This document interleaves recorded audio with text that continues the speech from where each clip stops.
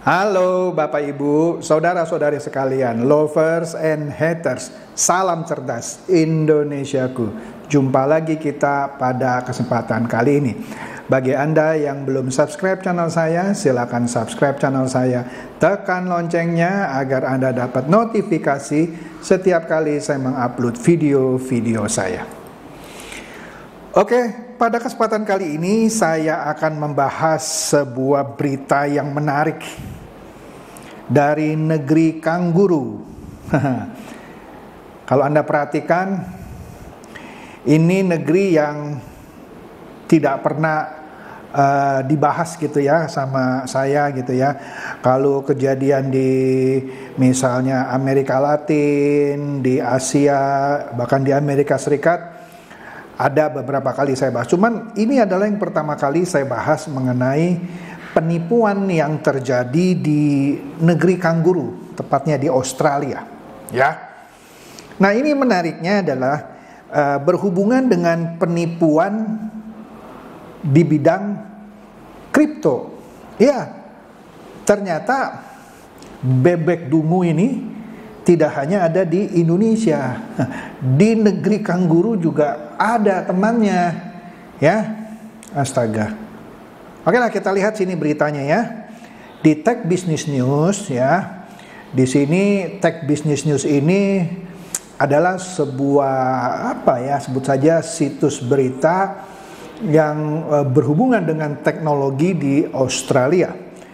Nah, di Tech Business News ini kemarin ini ya diberitakan bahwa orang-orang Australia kehilangan atau menderita kerugian lebih dari 242 juta Australian dollar. Ya, Australian dollar itu di bawah American dollar 10.000 sekian gitu tepatnya kira-kira. Ini kalau dikatakan lebih dari 242 juta, M itu million atau juta ya, dolar Australia, itu sekitar 2,5 triliun rupiah. Wih, lumayan, walaupun kalau dibanding total kerugian orang-orang kita di Indonesia dari robot trading Ponzi yang bisa puluhan triliun, nah ini sih nggak ada apa-apanya ya. Tapi ini di Australia gitu ya, yang harusnya lebih teredukasi di bidang finansial, tetap saja bisa kena tipu.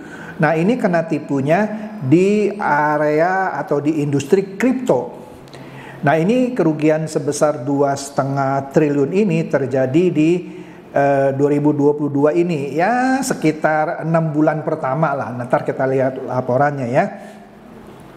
Nah, di sini dikatakan menurut suatu badan yang namanya Scam Watch, namanya bagus ya, Scam Watch, pemerhati bisnis yang scam, yang tipu-tipu gitulah ya. Para investor cryptocurrency Australia ya kehilangan sekitar tadi yang saya bilang 242 juta dolar Australia, atau kalau dikonversi ke US dollar itu sekitar 166 juta US dollar. Ya, kalau dikonversi ke rupiah dengan kurs sekarang ini sekitar 2,5 triliun rupiah. Ya, yang hilang karena kejahatan di bidang cryptocurrency sejak awal 2022. Ya, jadi bebek dungu di Indonesia nggak usah terlalu bersedih hati karena ada teman loh di negeri kanguru ya. Nah, di bulan Mei itu sendiri katanya, ada sekitar 861 laporan kerugian. Di bulan Mei saja katanya ada 861 laporan kerugian sejumlah 35 juta Australian dollar atau sekitar 25 juta dolar Amerika Serikat ya. Nah, kerugian di bulan Mei ini adalah kerugian terbesar kedua sejak Maret lalu. Ya. Oke. Nah, yang menyebabkan penipuan ini terjadi itu karena apa katanya ya? aplikasi-aplikasi mobile. Ya, di Indonesia kan juga sering ya, kan saya sering bahas ya aplikasi-aplikasi mobile yang ujung-ujungnya penipuan. Ya, sosial media ya adalah tempat di mana kerugian itu banyak terjadi. Ya, scam-scam atau penipuan-penipuan itu termasuk seperti yang sudah pernah saya bahas, yaitu pig butchering ya. Kalau di sini disebut romance baiting, pig slaughtering. Jadi modusnya itu kalau perempuan itu dirayu gitu ya sama cowok, diajak diskusi-diskusi yang romantis, yang ujung-ujungnya ditipu. Kalau pria, saya sudah pernah bahas juga, saya pernah ditarget sama wanita Korea, tapi saya nggak yakin itu benar-benar wanita, jangan-jangan pria yang menyamar jadi wanita, memakai profile picture wanita. Ya, kalau pria seperti saya dirayu-rayu romance gitu ya oleh wanita, yang ujung-ujungnya diajak investasi kripto untuk di-butcher, untuk di-slaughter, untuk disembelih, gitu maksudnya ya. Inilah kalau yang di Australia disebut romance baiting. Baiting itu kayak umpan, diumpan dengan romantika gitu ya, yang kemudian di-slaughter atau dibantai seperti babi gitu ya. Kemudian juga yang seperti biasa penipuan-penipuan tradisional Ponzi ya, dan juga penipuan-penipuan kripto lainnya ya. Menarik ya. Nah, katanya 50% dari korban scam atau korban penipuan ini yang dilaporkan oleh Scamwatch tadi ya, menderita kerugian pastinya finansial lah ya. Scamwatch ini, data yang dimiliki oleh Scamwatch ini memaparkan sekitar 5.397 laporan. Hebat loh. Nah, kalau orang Australia beda gitu dengan orang-orang bebek dungu di Indonesia. Kalau sudah kena ketipu cuman ngedumel aja ya, cuman ngoceh aja di grup-grup WhatsApp atau grup Telegram. Kalau ini mereka ngadu ya. Nah, kebanyakan dari korban yang 5.397 ini kebanyakan pria katanya, yang berusia dari 55 sampai 64 tahun. Ya, mungkin orang-orang ini tidak mengikuti perkembangan zaman karena usianya gitu ya, sudah menjelang senja, jadi lebih mudah tertipu. Ini dugaan saya ya. Nah, oleh karena itu, ini menariknya nih. AFP atau Australian Federal Police, Kepolisian Federal Australia yang disingkat AFP itu, baru-baru ini membentuk sebuah unit polisi kripto. Wih, keren loh. Satu negara membentuk satu unit kepolisian khusus kripto ya, yang berfokuskan di market kripto. Kenapa? Karena kejahatan di bidang kripto ini meningkat ya. Iya, di sini dijelaskan bahwa itu dibentuk karena kegiatan ilegal, aktivitas ilegal itu yang melibatkan cryptocurrency itu di Australia meningkat. Maka dianggap perlu membentuk unit kepolisian kripto. Ya. Unit baru ini dikatakan memberikan suatu penegakan hukum yang lebih diberdayakan ya, untuk melacak dan menutup aktivitas penipuan-penipuan kripto. Jadi benar-benar dia bentuk satu unit kepolisian dengan polisi-polisi yang punya keahlian di bidang cyber, di bidang kripto. Wah, ini keren ini. Sepertinya hal seperti ini perlu dipertimbangkan juga untuk di Indonesia, karena penipuan-penipuan yang berhubungan dengan investasi marak ya. Sekarang ini setahu saya di Bareskrim yang berhubungan dengan penipuan-penipuan investasi masih ditangani oleh 2 unit berbeda di Bareskrim. Koreksi saya kalau salah. Yang paling banyak terekspos itu kita ketahui itu Direktorat Tindak Pidana Ekonomi Khusus ya, yang satu lagi ada lagi Direktorat Tindak Pidana Cyber. Jadi orang melapor bisa ke tindak pidana cyber, bisa tindak pidana ekonomi khusus. Nah, tapi kalau yang di Australia ini dibentuk khusus kripto. Wih, hebat ini, hebat ya. Ya saya nggak tahu ya apakah hal seperti ini juga perlu dilakukan untuk membuat satu unit kepolisian kripto. Mungkin Direktorat Tindak Pidana penipuan kripto dan investasi misalnya. Oke. Nah, manajer nasional dari AFP, Australian Federal Police, yang namanya Stefan Jerga menyatakan ya, dia mentargetkan beberapa investigasi yang tepat sasaran ya, untuk melacak dan memotret kejahatan-kejahatan kripto itu ya, juga termasuk ya yang berhubungan dengan ancaman keamanan nasional, proteksi terhadap anak-anak, cyber, dan juga kemampuan untuk melacak transaksi cryptocurrency di beberapa blockchain yang relevan. Sampai masuk ke pelacakan transaksi kripto loh, ke jaringan blockchain yang ada. Nah, di sini dikatakan meskipun baru dibentuk awal bulan ini, ya,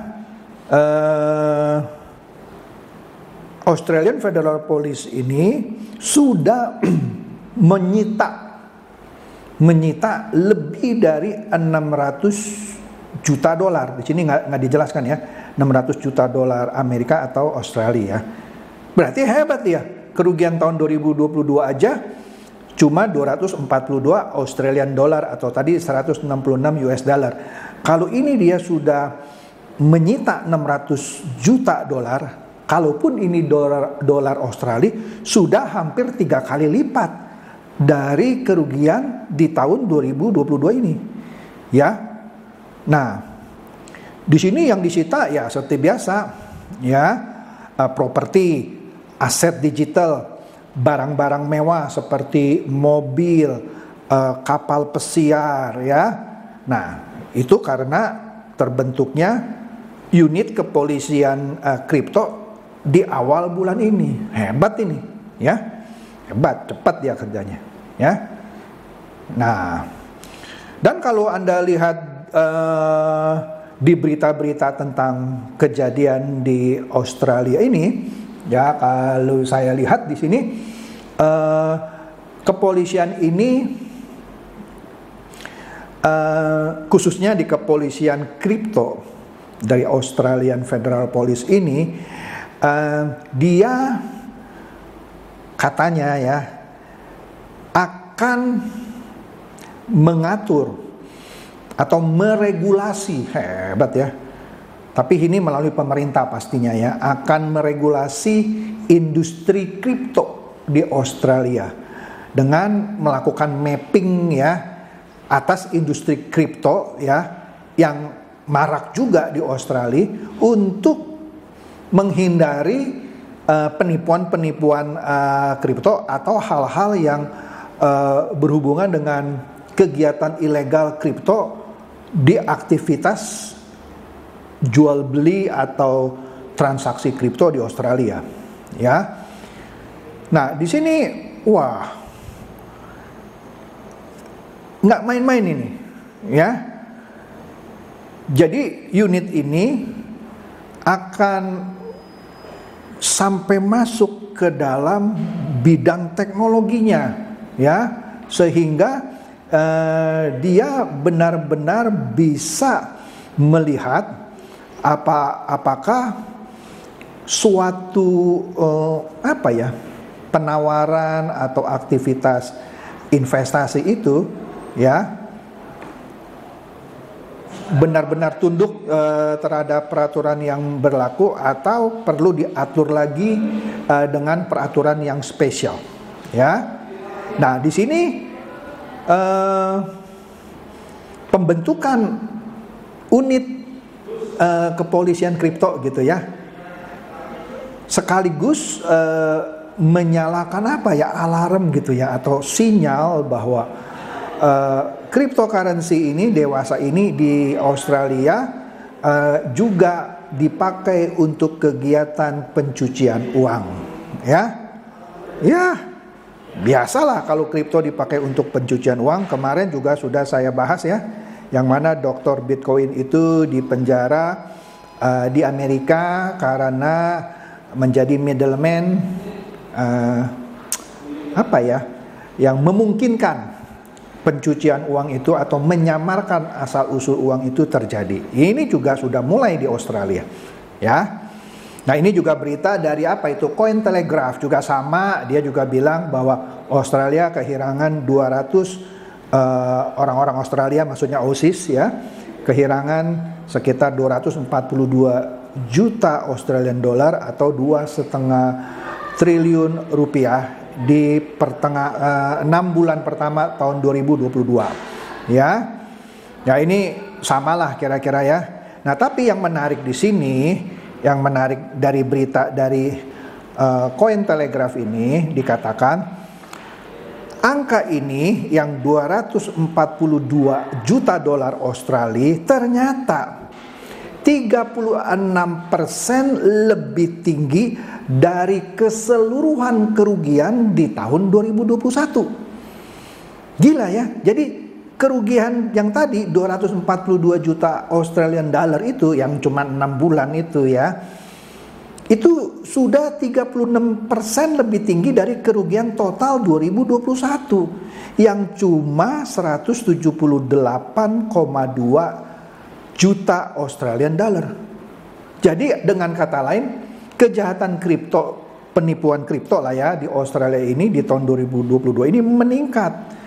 Bahkan dalam 6 bulan saja sudah 36% lebih tinggi dari keseluruhan kerugian tahun 2021. Ya gitu deh ya.